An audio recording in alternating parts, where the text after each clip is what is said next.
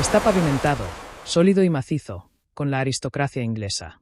El cauce está tan atragantado por los cadáveres de caballeros con armadura y caballos ahogados que un hombre podría cruzar de una orilla a la otra sin mojarse las botas. No pisas barro. Estás pisando las caras de condes, varones y de la mejor caballería pesada de Europa. Esto no es una batalla. Es un atasco de tráfico mortal.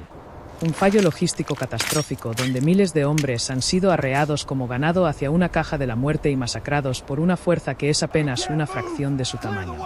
La historia nos cuenta que los escoceses ganaron la batalla de Bannockburn gracias a su valentía. Eso es mentira. Ganaron porque convirtieron el propio paisaje en un arma de destrucción masiva. Antes de sumergirnos en estas historias olvidadas de supervivencia y sufrimiento, si te gusta descubrir las verdades ocultas y brutales de la historia, considera darle a ese botón de me gusta y suscribirte para más contenido como este. Y por favor, comenta abajo desde donde nos escuchas. Me parece increíble que estemos explorando estas antiguas tragedias juntos desde diferentes partes del mundo, conectados por nuestra curiosidad sobre el pasado.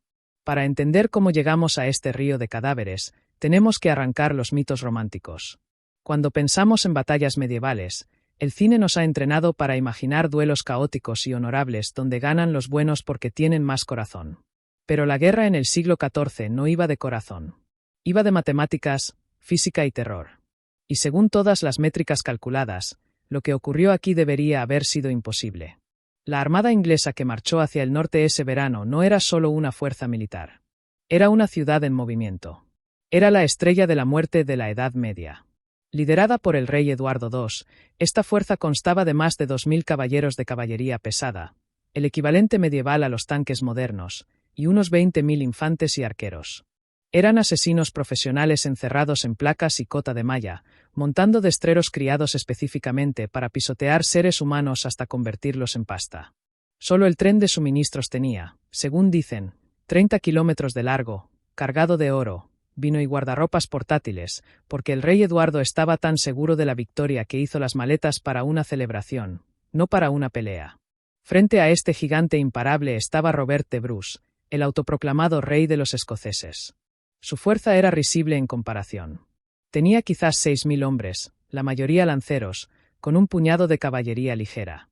No tenían armaduras pesadas, ni vagones de suministros infinitos, y estaban agotados por años de guerra de guerrillas. Si fueras un apostador en 1314, poner dinero por los escoceses no era una apuesta. Era caridad. Los ingleses los superaban en número de 3-1, potencialmente 4-1.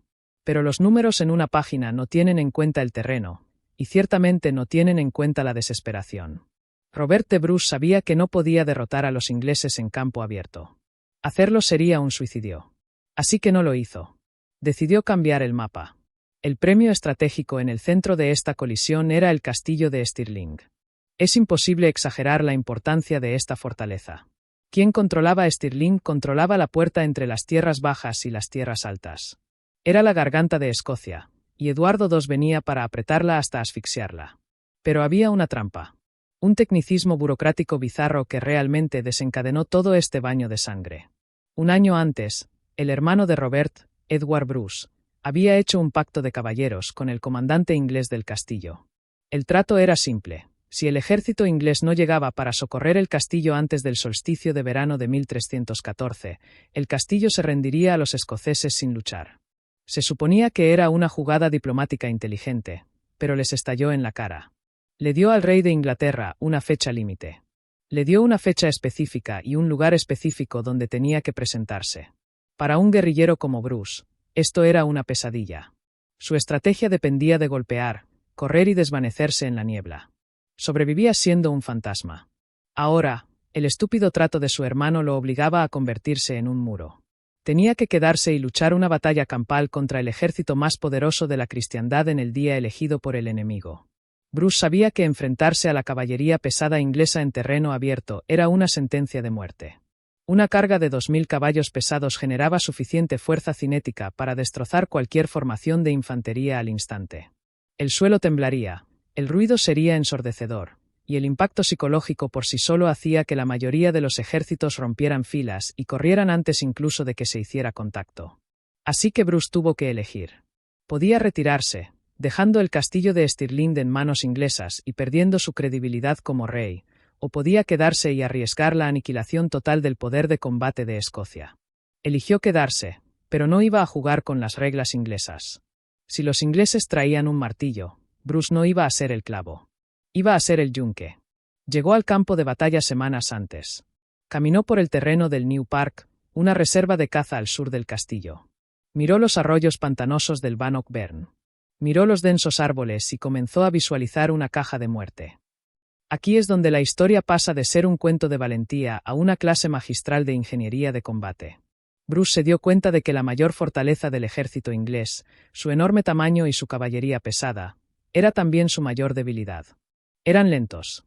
Necesitaban grandes cantidades de espacio para maniobrar. Y eran arrogantes. Esperaban que los escoceses huyeran. Bruce decidió usar esa arrogancia contra ellos. Empezó a preparar el suelo, transformando el propio paisaje en un arma. No se trataba solo de cavar unas cuantas zanjas. Fue un proyecto de excavación a escala industrial diseñado para canalizar a los ingleses hacia una picadora de carne. Cavaron cientos de pequeños pozos, trampas del tamaño de una olla. No eran fosos grandes.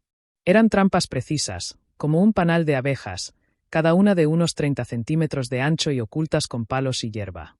Dentro de cada pozo, colocaron una estaca de madera afilada apuntando hacia arriba. El diseño era cruel y específico. No estaba hecho para matar a un hombre. Estaba hecho para partirle la pierna a un caballo. Bruce sabía que un caballero a la carga sobre un caballo es un tanque, pero un caballero en el suelo, atrapado bajo un animal de media tonelada que grita y cocea, es solo un hombre en una lata de metal esperando a ser abierta.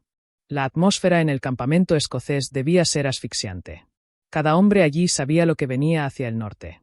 Probablemente podían sentir las vibraciones de la marcha inglesa mucho antes de ver los estandartes. El ejército inglés era un espectáculo de riqueza y poder. Su armadura brillaba tanto al sol que los cronistas de la época decían que parecía que la tierra misma estaba ardiendo de luz. Venían a aplastar una rebelión, a colgar traidores. No esperaban una pelea. Esperaban una cacería. Pero cuando la vanguardia inglesa se acercó al Bannock Burn el 23 de junio, encontraron a los escoceses esperando. No escondidos en el bosque, no corriendo hacia las colinas, sino parados en formación. Debió parecer patético a los comandantes ingleses, unos pocos miles de lanceros en túnicas ásperas de pie contra la marea resplandeciente de la caballería. Pero esta disparidad visual era parte de la trampa. Bruce quería que atacaran. Necesitaba que se comprometieran. Estaba colgando el cebo. Y aquí ocurre uno de los momentos más tensos de la historia militar. Un solo instante de violencia individual que marcaría el tono de todo lo que seguiría. Es la tarde del 23 de junio. La vanguardia inglesa llega, liderada por jóvenes caballeros ansiosos de gloria. Ven a las filas escocesas y, justo ahí, cabalgando frente a sus hombres, está el rey en persona. Robert de Bruce no se esconde. Lleva una corona de oro alrededor de su casco. Pero hay un problema. Bruce no está en un caballo de guerra masivo. Está montando un pequeño y ágil palafrén. Básicamente, un pony pensado para viajar, no para combatir. Entra en escena Sir Henry de Bohun. Joven, fuertemente armado y montando un destrero que pesa tanto como un coche pequeño. Ve la corona de oro. Ve el caballo pequeño. En su mente, la guerra ya ha terminado. Cree que está a punto de acabar con la rebelión escocesa con un solo golpe de lanza. Baja su lanza, espolea a su monstruo de caballo y carga. Por toda lógica militar, Robert de Bruce debería retirarse tras su muro de lanzas. Un hombre en un pony no justa con un caballero de caballería pesada. Es física pura. Si la lanza de Bohun conecta, la energía cinética atravesará la armadura de Bruce y lo levantará de la silla como a un muñeco de trapo. Pero Bruce no se mueve. Se sienta inmóvil en su pequeño caballo, viendo al caballero inglés tronar hacia él. El suelo tiembla. La distancia se cierra. 80 metros, 40, 10. En el último segundo, justo cuando la punta de acero de la lanza está a punto de perforar su pecho, Bruce tira de las riendas. No entra en pánico. Pivota. Su pequeño y ágil caballo esquiva al destrero a la carga con la gracia de un torero. De Bohun falla. Su impulso lo lleva más allá del rey, exponiendo su flanco y la parte posterior de su cabeza. En esa fracción de segundo, Bruce se levanta sobre sus estribos. Empuña un hacha de guerra. No la balancea salvajemente.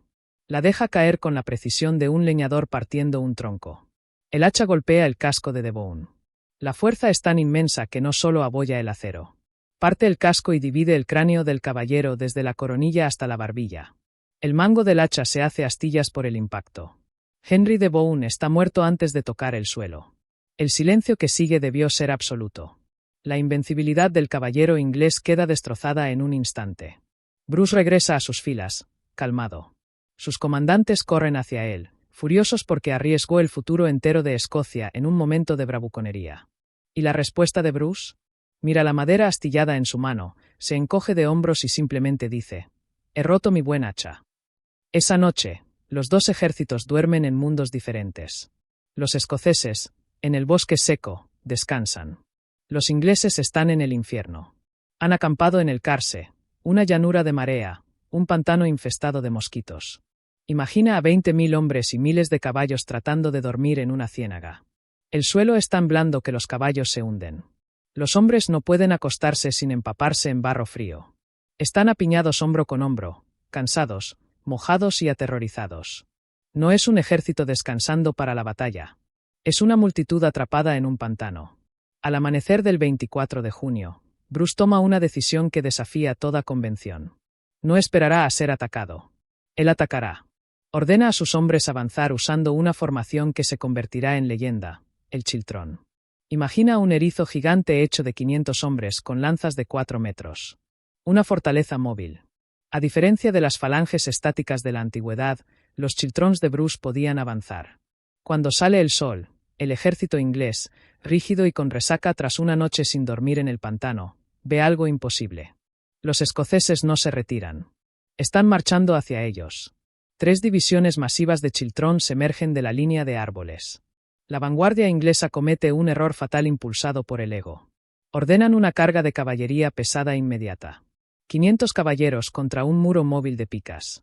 El sonido del impacto se describe como el choque de un edificio derrumbándose. Pero el muro de lanzas aguanta.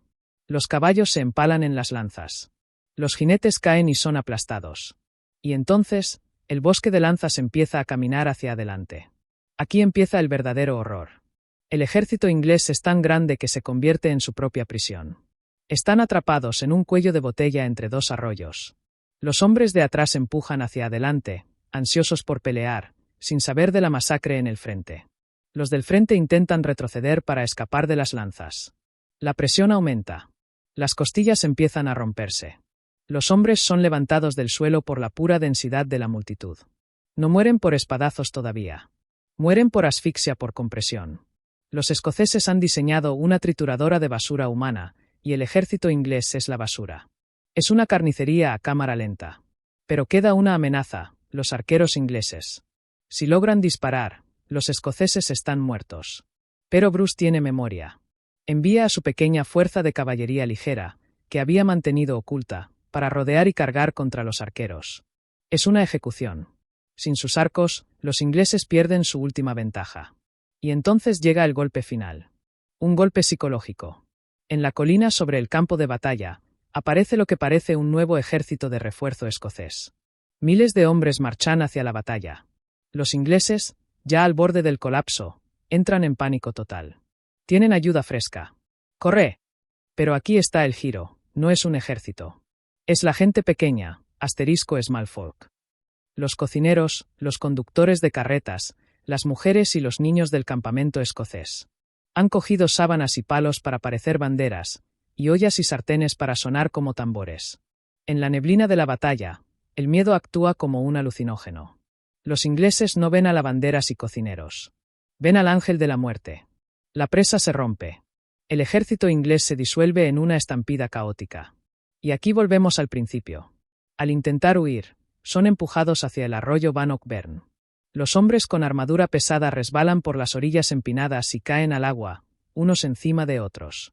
Se ahogan en centímetros de agua, aplastados por los cuerpos de sus amigos. El arroyo se convierte en una presa de cadáveres.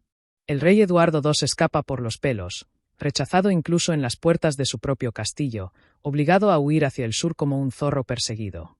Esta victoria imposible enseñó a los escoceses algo fundamental. 6 años después, escribirían la Declaración de Arbroath, un documento que plantó las semillas de la democracia moderna. Le dijeron al Papa que Robert de Bruce era su rey solo porque era bueno en el trabajo. Y escribieron una frase que todavía resuena hoy.